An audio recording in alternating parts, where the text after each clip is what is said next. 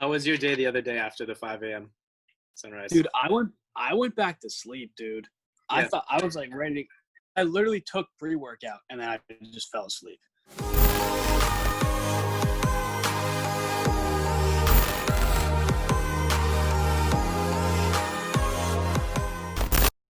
Hey guys, my name is Max Loeb, 19 years old. I am going to be a sophomore at John Carroll University in Cleveland, Ohio.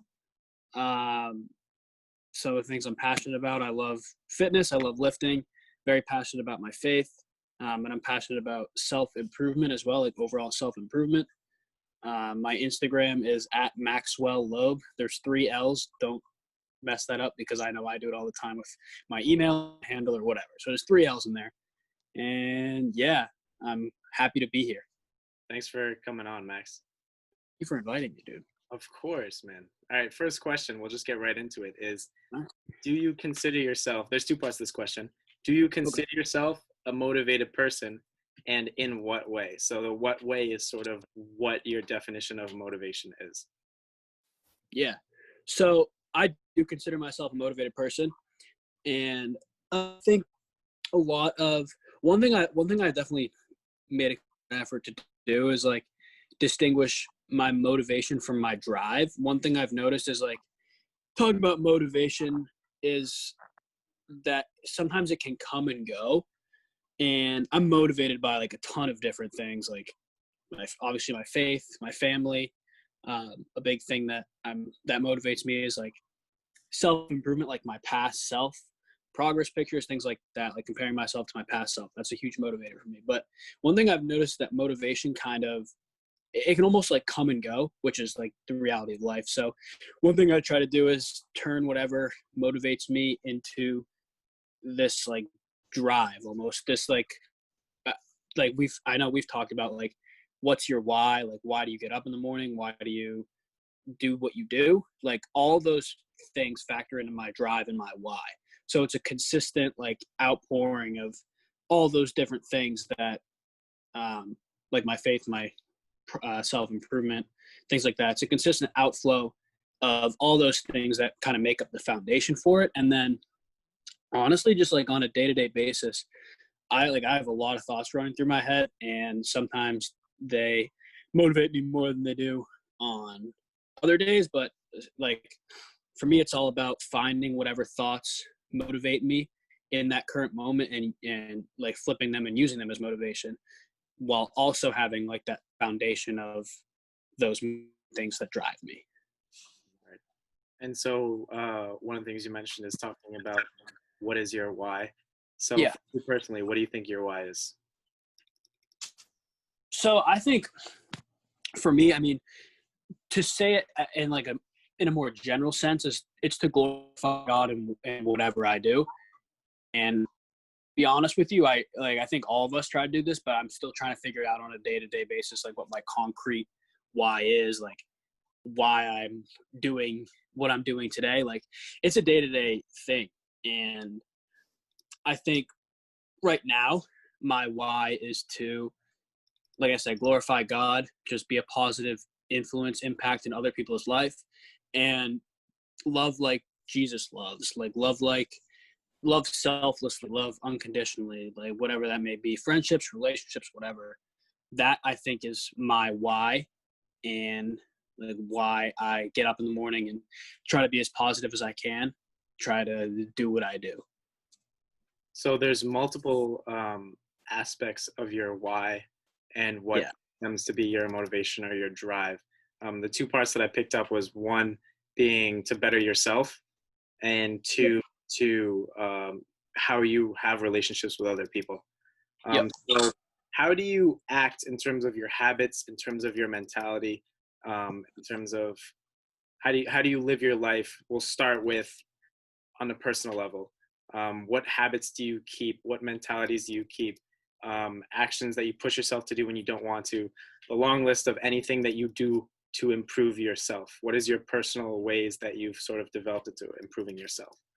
Yeah, so I think it starts with a strong like prayer foundation and being rooted in God and like knowing your identity as a son or a daughter of God, like knowing that, because at the end of the day, when all else fails, that will never fade. Like that will always be there. You're always going to be a son or daughter of God. So that's the foundation for it. As for things that help me craft like my mindset and my mentality, one of the big things I preach and I talk about and I do, I'd be lying if I said I did it every day, but for the most part, take cold showers in the morning. It's a good way to like offer up a sacrifice as a prayer, but just more logistically, like it's probably the hardest task of your day. I can't say it is, but it's the hardest task of your day. So if you do that right away in the morning, knock it right like first thing, even though like definitely don't want to do it. I never really want to do it, but you knocked it out first thing in the morning. The rest of the tasks in your day, whatever you have to do, is just going to be a little bit easier because you've already done your hardest task. Even if it is just like for 2 minutes, it creates a domino effect. And that's something that I've definitely noticed. I also try to, generally speaking, off my phone for at least the first hour of the day. Again, like I'm not always perfect about it, but I try to stay off my phone for the first hour of the day. One thing I've done is I bought like a $10 alarm clock at CVS, so that way like there's no excuse for me to go on my phone when I wake up. Like I don't have to turn off an alarm. But I found that like when I do that, I wake up, I do reflections, I pray, I get my coffee. Like I can center my day on what I know is right and what I know is going to bring me peace instead of just immediately going to my phone and looking at what notifications I got, like scrolling through Instagram and TikTok, things like that. Mm-hmm.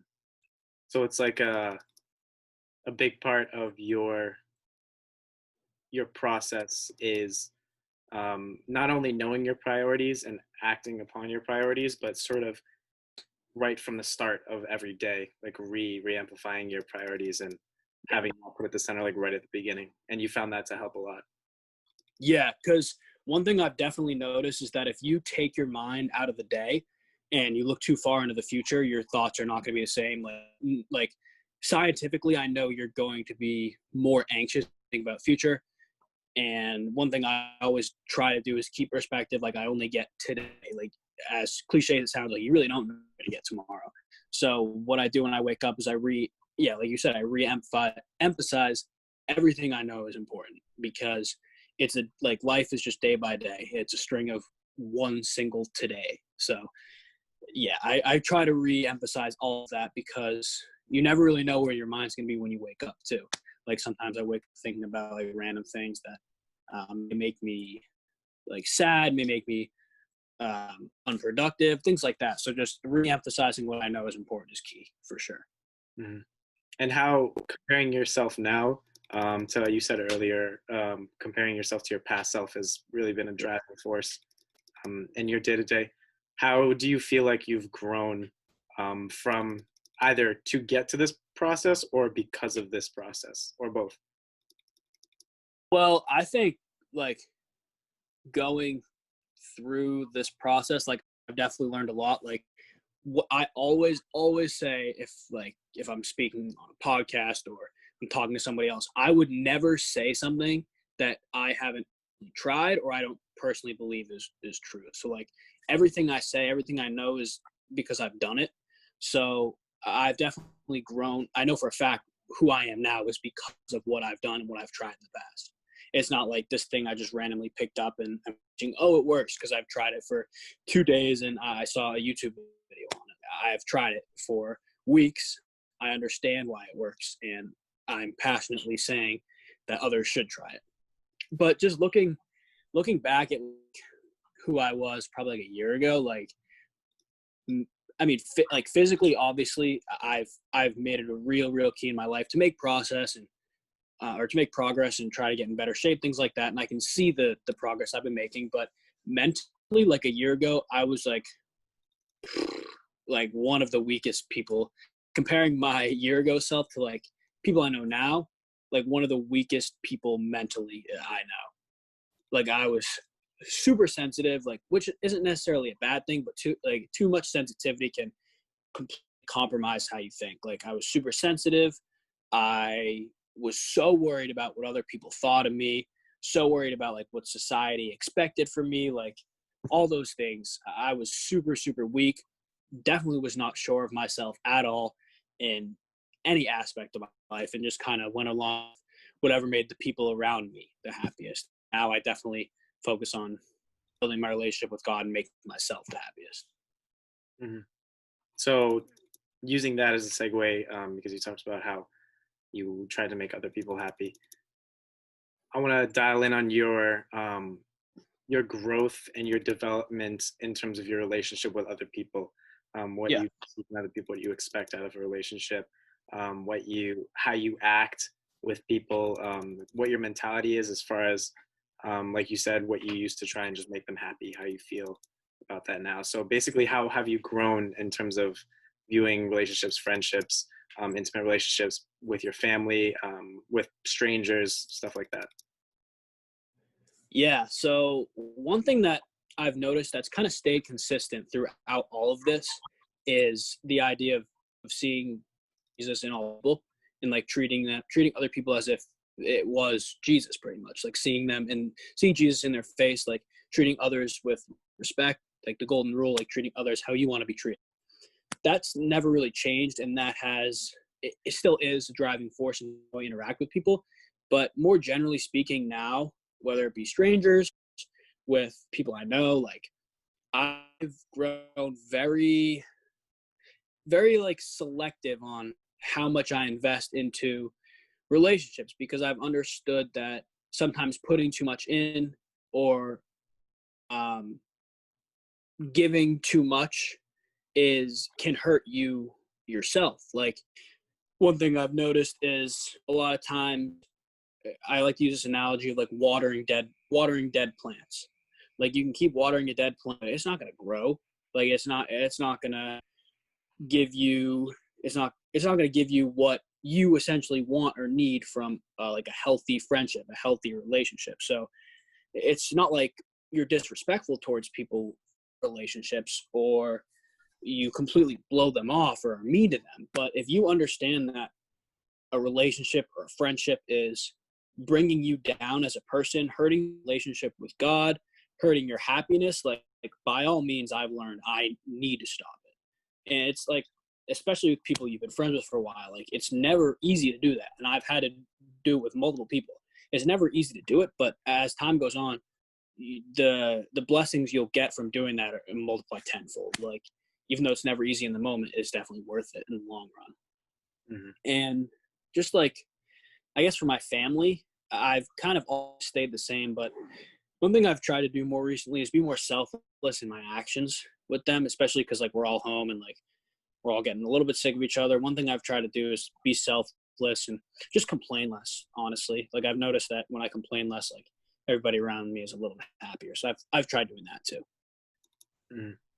So, redialing back to seeing the bigger picture and how you've grown. We dialed in on how you've grown personally. We've dialed in on how you've grown in your relationships with other people, in your mentality. Would it be accurate to say, as just to clarify, you have not always been like this? This is a huge change, a huge life decision that you made to change who you are and get to the point that you are now. Yeah, definitely. But it's been a decision that has unfolded over like a year. So it hasn't definitely wasn't like one day I woke up and said, "Oh, I'm gonna act like this." Like it's been a consistent like trying to change who I am. Right. And that's heavy emphasis on a process as opposed to just making one decision, everything being okay, which Yeah, I really appreciate. And I think that's something that a lot of people really need to focus on is the process as opposed to just the start point and just the end goal.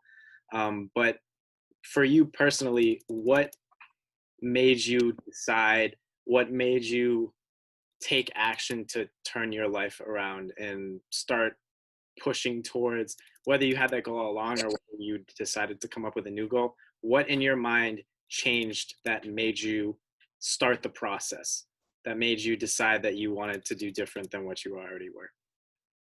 hmm. um I can't like I think one of the things like it was probably multiple events that just kept unfolding. One of the big one I think that probably kickstarted it was a pilgrimage I went on in August to Medjugorje. Like was where I really fully understood for the first time that I am a son of God, and like that's where my identity lies, not in what other people think of me, on what society thinks of me. Like that's where my identity lies, and that will always be there. So I think that was probably the foundation for it. But honestly, like I'd probably say the moments where I feel the lowest in my life, whether it be like with my self-worth, like struggling to have positive thoughts, and like there definitely have been instances with that during this past school year. Even at like the start of this quarantine, there were moments that I felt super, super low. Like I didn't love myself. I wasn't happy. And I think as time has gone on, I can't really say what it is, but I've always understood that good always comes out of bad situations, no matter what. And the Bible verse that I always tell people to read if they're going through a difficult time is, I think it's 2 Corinthians 4:17, which is saying like, our like momentary afflictions, our momentary pains will bring that we can't even imagine. And I think it was just like a constant reminder of that in dark times and hard times that it's going to get better. And after reminding myself of that, putting in the work to actually make myself better, that was a huge key as well. Because like I said, I always understood that bad or good things would come from bad situations eventually. But I never really put in the work to do so until recently. And that's when I noticed a big change.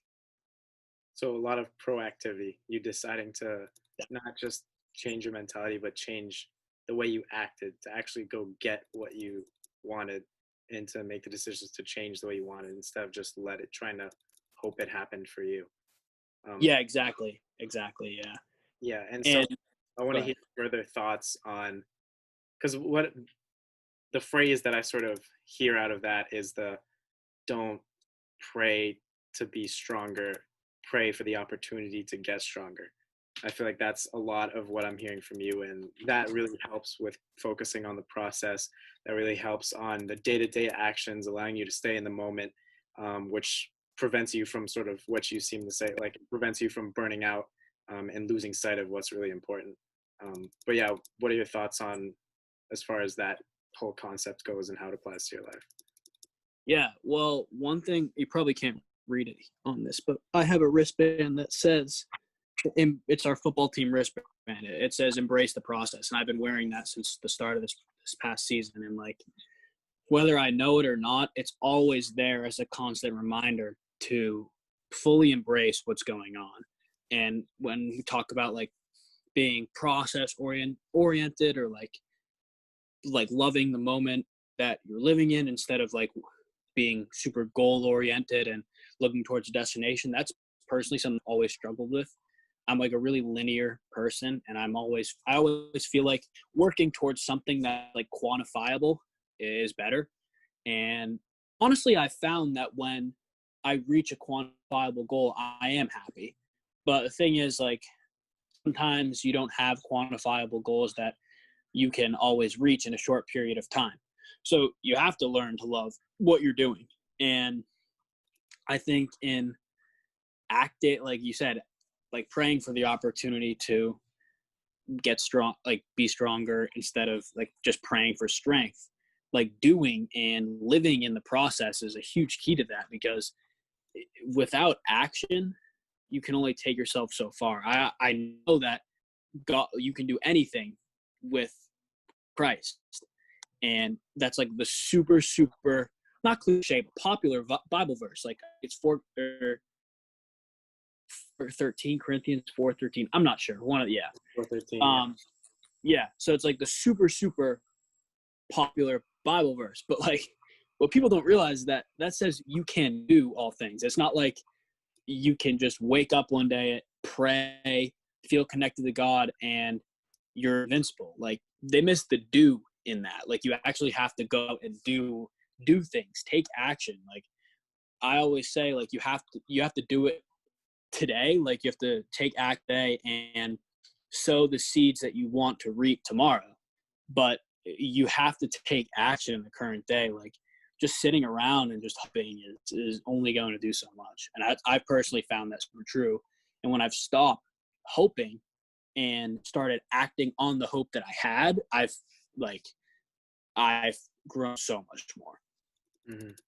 Just hearing your mentality, how you've grown, your perception on your own process and how people should view the process and motivation.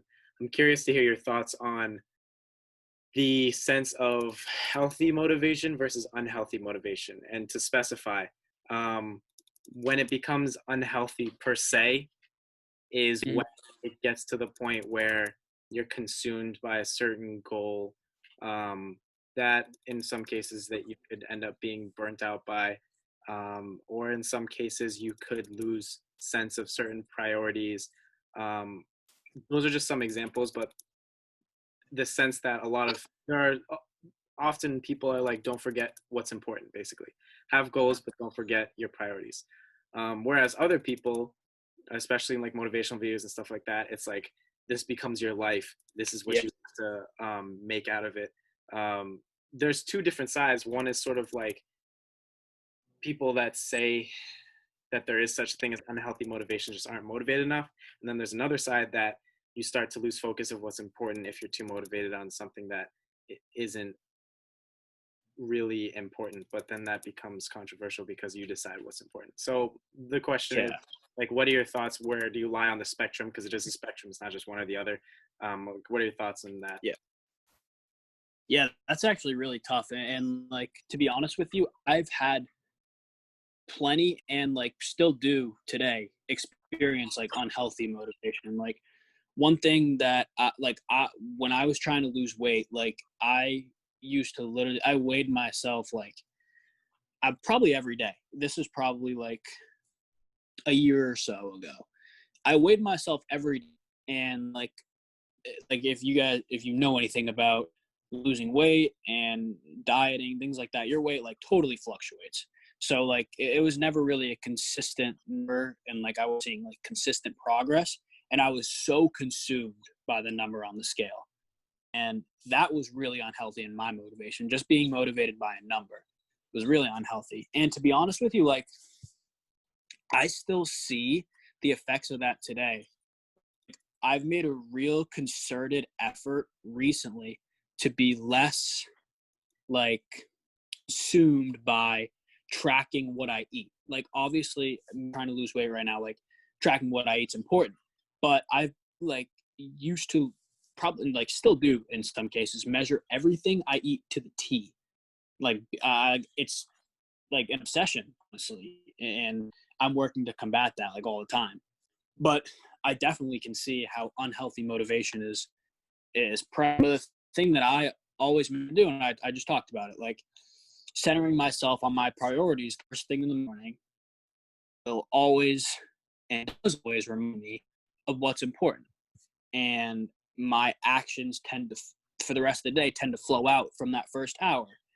And it's not always perfect, and like I don't always act perfectly on what I believe. I mean, I don't think anybody does, but I make sure to go, if we're talking about on like a faith basis, like I make sure to go to mass and adoration every week. Like I make sure to like communicate with my friends who believe the same thing that I believe. Like I create other reminders for myself throughout the week, throughout the day, make sure I'm still rooted in those beliefs. Mm-hmm. That's a good bridge between two worlds, in my opinion. Yeah. I follow on the same line. Like there is a point where it becomes, you sort of are thrown off and it becomes more harmful than good. But that point is, it's more about how you think of your goal and how you try to achieve it, as opposed to just being like, I don't think there's necessarily something as over motivated. I think it's just a matter of your priorities, which I feel like you really communicated well too. So the last thing that I have, or not necessarily a question, I guess it's a question.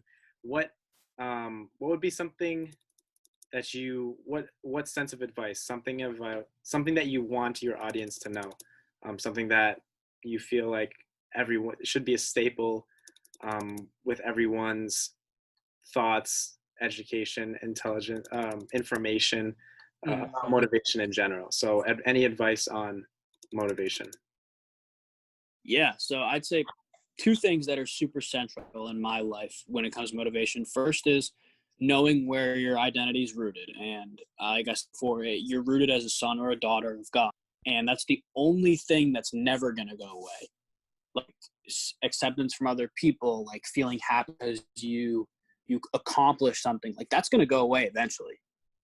No matter if you want to admit it or not, it's eventually gonna go away. And the only thing that sustains is God. So rooting yourself in that is the most important.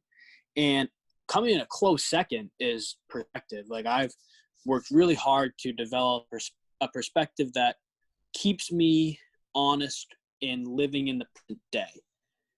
Like I said earlier, I found that when I worry too much about the future, like I get anxious and I lose perspective.